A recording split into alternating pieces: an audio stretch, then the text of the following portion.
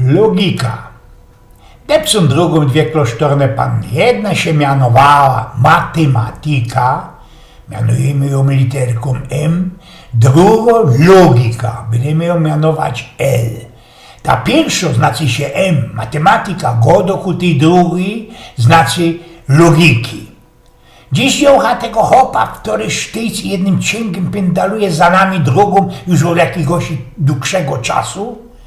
A no widza, wiesz, za jakieś 2 minutki on nas chyba doścignie.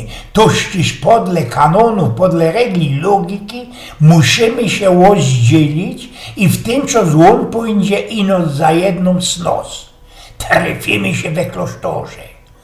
Do klasztoru pierwszo przykludziła się ta klasztorna panna, która mianowała się matematyka, deczko niskoży wkarowało zafucano szwestera logika, szwestera M pyta się nerwis. Jest kusie, pombuczku i co się stało?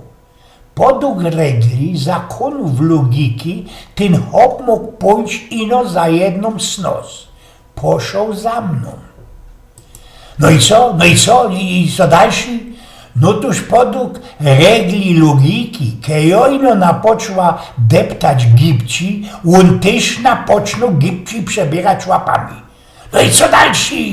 No podług moich zakonów logiki napoczła gzuć pędem, a on gibnął się tak samo, napoczną lecieć drabym. Jest derkusie mój ty pombuczku i co dalszy? Podciągłach, zadziergnąłach ten mój habit do góry, a on podle wszystkich regli logiki spuścił galoty. O tym mówi roztomie pombuczku i jest derkusie i co dalszy, co dalszy? Ano ganz einfach. Podle regli logiki klasztorna panna ze zadziergniętą keculą gzuje gipci, niźli najzwiertniejszy hop ze spuszczonymi galotami.